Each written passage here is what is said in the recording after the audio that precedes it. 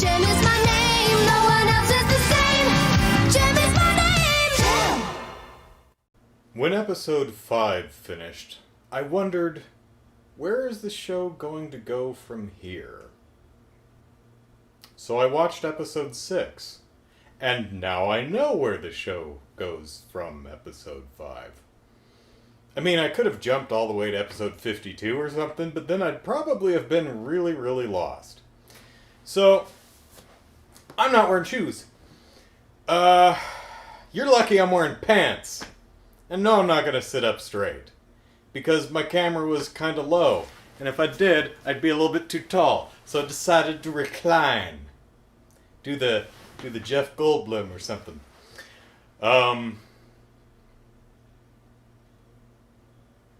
Let's see. So, this is the first of a 3-parter.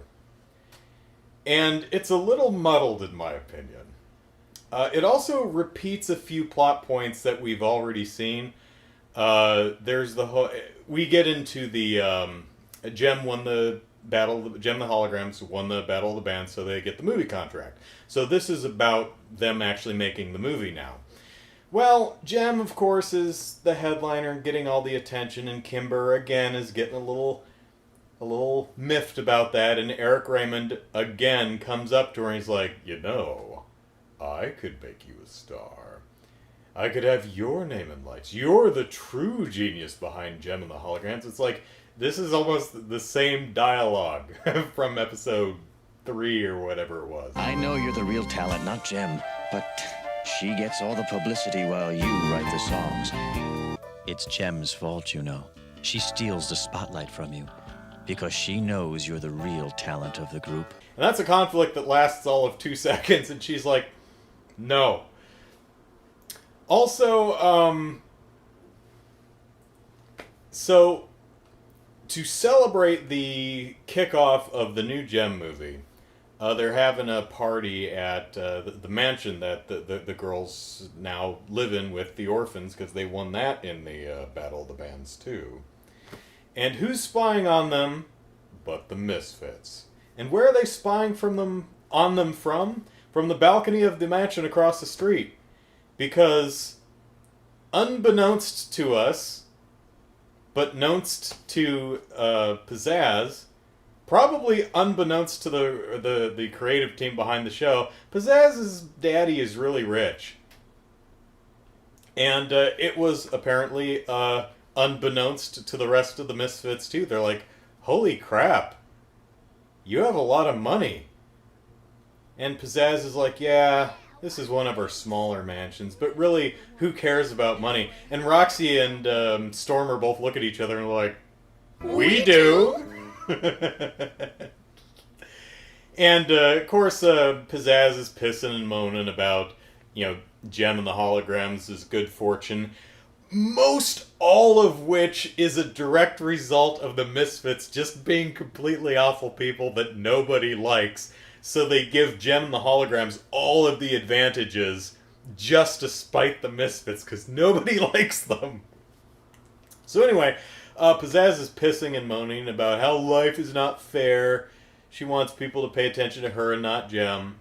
And Roxy says, just going to throw this out here, but if I had untold amounts of wealth, I'd just make my own damn movie. And Pizzazz is like, you know what? You're right. And so she goes and whines to Daddy, Daddy, I want a movie studio. And Daddy is like, oh my God, if I give you a movie studio, will you please get out of my hair? And he does, and she does, and everyone's happy. She gets a movie studio, and Daddy doesn't have to deal with his daughter. So, he doesn't just buy her a movie studio.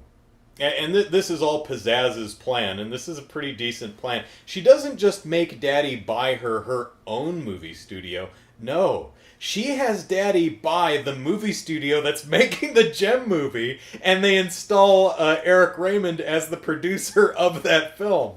So Jerrica and Jem and the Holograms, they show up to work, and Eric Bad Guy is sitting there, and again we repeat the dialogue from the end of the last episode where Eric, I thought you were rotting in jail. He's like, yes, it's amazing what lawyers can do when you pay them enough.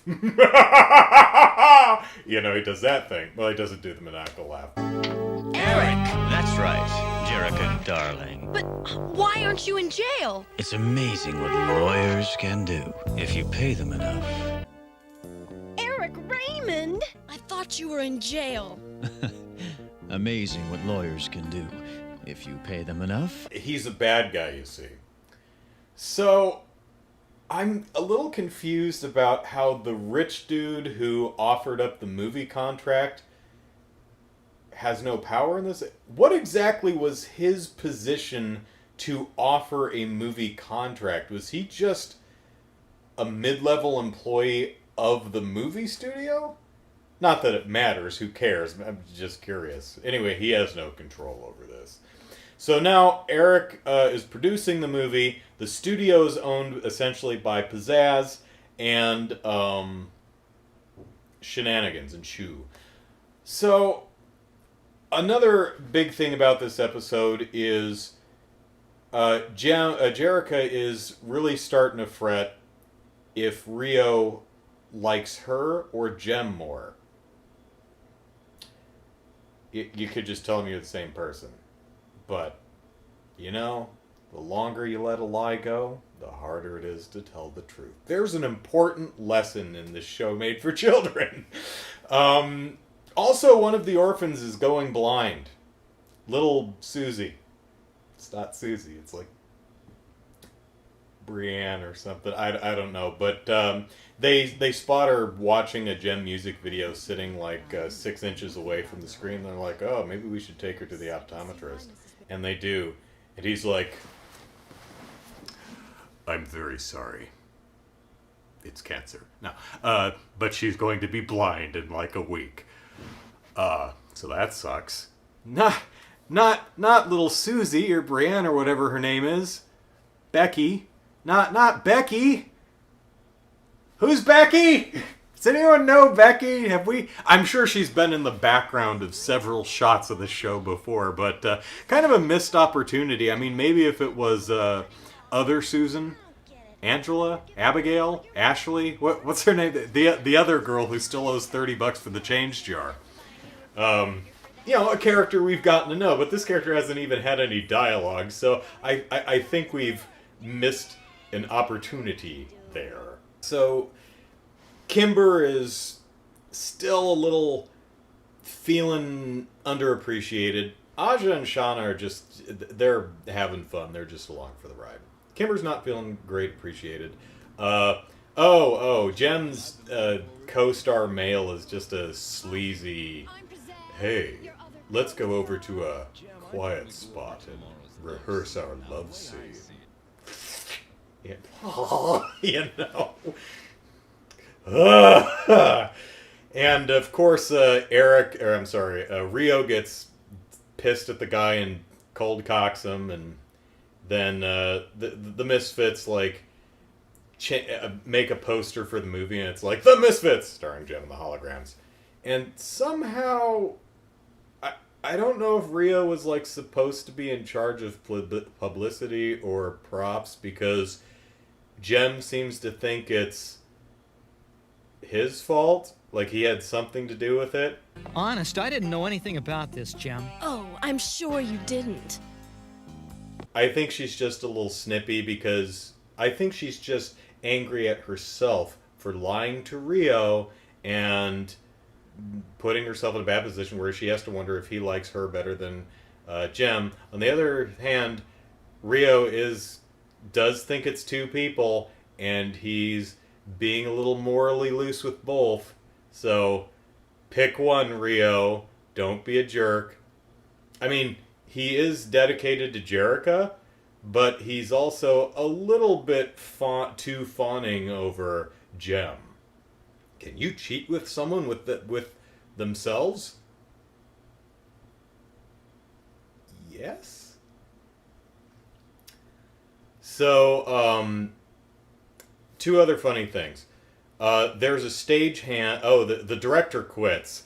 And Eric says, I will direct. And people are like, why are you going to direct? You don't know how to direct. So the guy who offered the movie contract, he goes to to Pizzazz's daddy and says, oh my God, Eric Raymond took over the whole thing. He's going to direct. You're going to lose millions of dollars. Millions of dollars. And the guy says, if it keeps my daughter out of my hair, totally worth it. Eric Raymond has a bad reputation. He'll run the studio into the ground and cost you millions. He's destroying the Jem movie. I'll tell you something. If it makes my daughter happy and keeps her out of my hair, that's all I need to know. Good day. Jesus. Maybe Pizzazz is the way she is because her daddy never loved her. Or maybe daddy doesn't love her because of the way she is.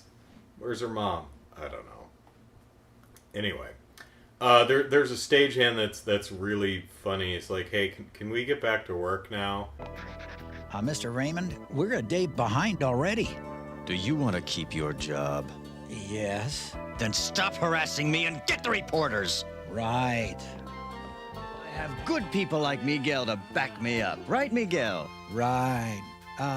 Can we get back to work now? There's a makeup artist who, Jem is like, oh no, I have to do my own makeup because she's a hologram, you see. And she's like, ugh, prima donna. Jem, what happens when the makeup person touches your holographic disguise? Oh, think of something. Have a seat. Well, you see, I have to do my own makeup. Suit yourself. What a snob. And then Jem, of course, quits because she's not going to work with, and I can't blame her, not going to work with Eric Raymond, not going to work with the Misfits because they're insufferable, even though she's breaking a contract. And she walks out, and Kimber and the rest of the holograms and a new character with the camera whose cousin is a big fan of the Misfits. It's a very muddled episode. They go walking off into the sunset, and Pizzazz is jumping up and down because she won. She's like, I finally won! Oh my God, I've got a movie. The Jem and the holograms are gone. We can cross her name off the poster. This is great, but this is only part one of a 3-part episode, so we'll see what shenanigans ensue in episodes 2 and 3. Oh, also when Jem walks out, the same makeup artist is like, ugh, prima donna. She'll be back. I'm finished with you! I've had it with them! I quit! Did she say quit? Ah, she's playing prima donna. She'll be back. Thespians are fun. Anyway, on to episode 7, part 2 of 6. Yes, episode 7 is part 2 of episode 6. Yes, I've got that right.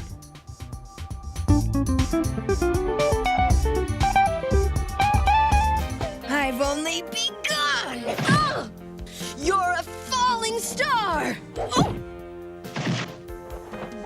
Ugh!